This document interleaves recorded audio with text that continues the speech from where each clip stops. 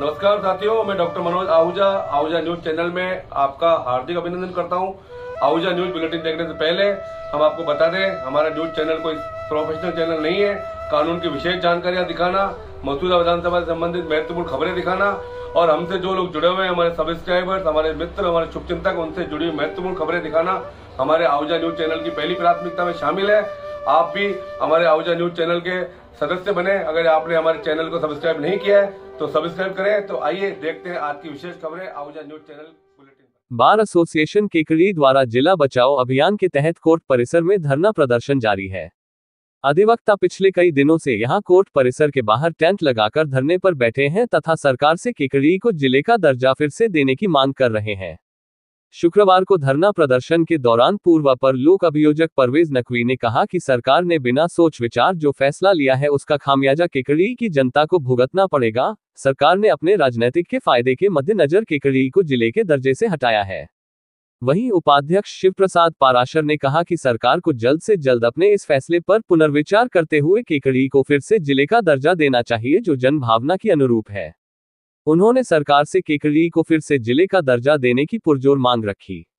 इस मौके पर बार अध्यक्ष डॉक्टर मनोज आहूजा, महासचिव मुकेश शर्मा, महेंद्र चौधरी, अर्जुन सिंह शक्तावत ने भी संबोधित करते हुए केकड़ी का सम्मान फिर से लौटते हुए जिले का दर्जा देने की मांग रखी।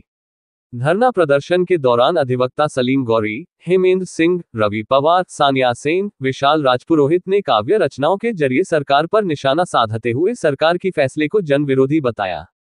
धरना प्रदर्शन के दौरान बार कोषाध्यक्ष धर्मेंद्र सिंह राठौड़, वित्त सचिव रामेश्वर कुमावत, अधिवक्ता रोडमल सोलंकी, दशरथ सिंह कांदलोत, नरेंद्र लोधा, अशफाक हुसैन, भैरू सिंह राठौड़, सुरेंद्र सिंह धन्नावत, डीएल वर्मा, आदिल कुरैशी, अनिल जोशी, सुनील शर्मा, राकेश गुर्जर, सुनील जैन, भावेश जैन, डीएल वर्मा, अभिनव अग्रवाल आदि मौजूद थे। तुम मेरी तकदीर हो, तुम अगर मुझको अपना समझने लगो, मैं बहारों की महफिल सजाता रहूं। तुम अगर साथ देने का वादा करो, मैं यूं ही मस्त में लुटाता रहूं।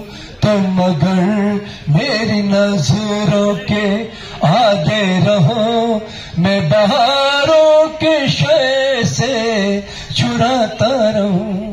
तुम अगर साथ देने का वादा करो, मैं यूं ही मस्त में लुटाता रहूं। इस चीज का बीड़ा उठाया, जब तक जिला नहीं बनाया जाएगा तब तक ये आंदोलन और ये धरना प्रदर्शन अनिश्चित काल चालू रहेगा। और राजस्थान सरकार के लिए मैं 4 लाइन कहना चाहता हूं। इनका क्या विश्वास करे जो कलियों की मुस्कान बेच दे। इनका क्या विश्वास करे जो कलियों की मुस्कान बेच दे। इनका क्या विश्वास करे जो कलियों की मुस्कान बेच दे। जरूरत पड़ने पर ये ताजमहल और गंगा का मैदान बेच दे। अरे इंसानों की क्या बात करूं मैं, इंसानों की क्या बात करूं। ये खुद मंदिर, मस्जिद और भगवान बेच दे और न मालूम कब वोटों के खातिर पूरा हिंदुस्तान बेच दे, पूरा हिंदुस्तान बेच दे।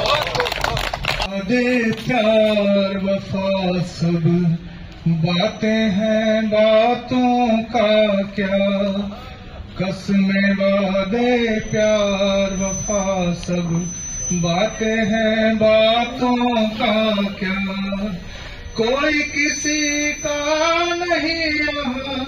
ये झूठे नाते हैं, नातों का क्या कसमें।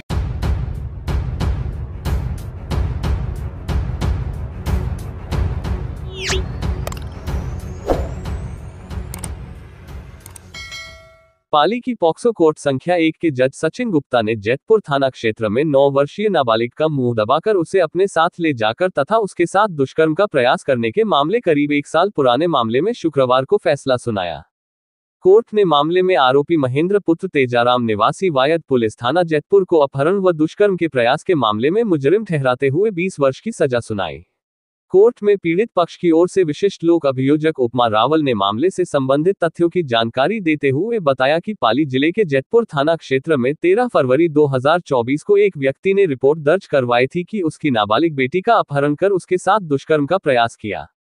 इस पर उन्होंने थाना जाकर उन्होंने मामला दर्ज करवाया था, जिस पर पुलिस ने बाद अनुसंधान आरोपी के खिलाफ अपहरण व दुष्कर्म के प्रयास की धाराओं सहित पोक्सो अधिनियम की धारा 5 व 6 में चार्जशीट पेश की।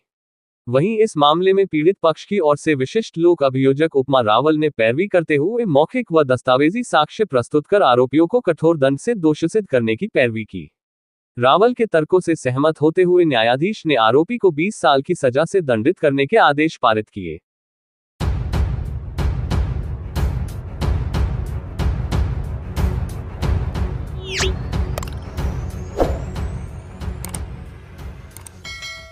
सर्वोच्च न्यायालय ने इस बात की पुष्टि की कि अग्रिम जमानत याचिकाओं पर निर्णय करते समय न्यायालयों को अभियुक्तों को अंतरिम संरक्षण प्रदान करते समय सावधानी बरतनी चाहिए। ऐसा करते हुए न्यायालय ने अभियुक्तों को अग्रिम जमानत याचिका लंबित रहने के दौरान जांच में शामिल होने की स्वतंत्रता देने तथा जांच अधिकारी द्वारा गिरफ्तारी की स्थिति में अंतरिम जमानत पर रिहा करने के उच्च न्यायालय के निर्णय पर असहमति व्यक्त की। न्यायालय ने कहा, उच्च न्यायालय के समक्ष अग्रिम जमानत आवेदन के अंतिम निपटान तक अभियुक्तों को जांच अधिकारी के समक्ष जाने के लिए कहने तथा आगे ये कहने का कोई मतलब नहीं है कि गिरफ्तारी की स्थिति में उन्हें अंतरिम जमानत पर रिहा किया जाएगा। ऐसी अंतरिम राहतों के अपने कानूनी निहितार्थ हैं। न्यायमूर्ति जेबी पारदीवाला तथा न्यायमूर्ति आर महादेवन की पीठ पंजाब एवं हरियाणा उच्च न्यायालय के आदेश को चुनौती देने वाले मुखबिर द्वारा दायर अपील पर सुनवाई कर रही थी, जिसमें अभियुक्तों को अग्रिम जमानत याचिका लंबित रहने के दौरान जांच में शामिल होने की अनुमति दी गई थी तथा जांच अधिकारी द्वारा गिरफ्तारी की स्थिति में उन्हें अंतरिम जमानत पर रिहा करने का निर्देश दिया गया था। अपीलकर्ता सूचनाकर्ता ने तर्क दिया कि अभियुक्त को प्रदान की गई अंतरिम राहत उनकी अग्रिम जमानत याचिका के लंबित रहने के दौरान अग्रिम जमानत की अंतिम राहत की प्रकृति की थी, जो कानून के तहत अस्वीकार्य है।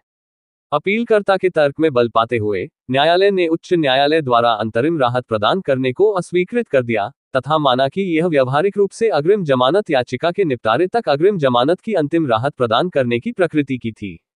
आमतौर पर जब उच्च न्यायालय सुनवाई के लिए अग्रिम जमानत आवेदन लेता है तो उसके पास 3 विकल्प होते हैं।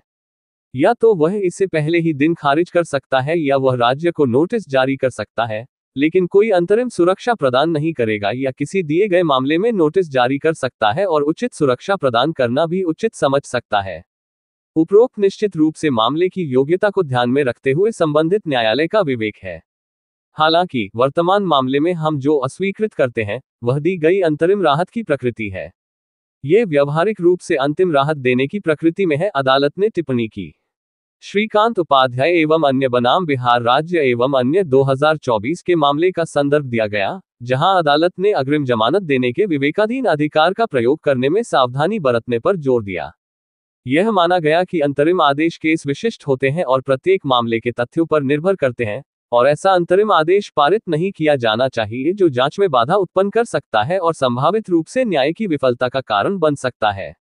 उक्त शक्ति का प्रयोग करने के लिए कहे जाने पर संबंधित अदालत को बहुत सतर्क रहना होगा, क्योंकि गंभीर मामलों में अभियुक्तों को अंतरिम संरक्षण या संरक्षण प्रदान करने से न्याय की विफलता हो सकती है और जांच में काफी हद तक बाधा आ सकती है, क्योंकि इससे कभी कभी सबूतों से छेड़छाड़ या ध्यान भटक सकता है।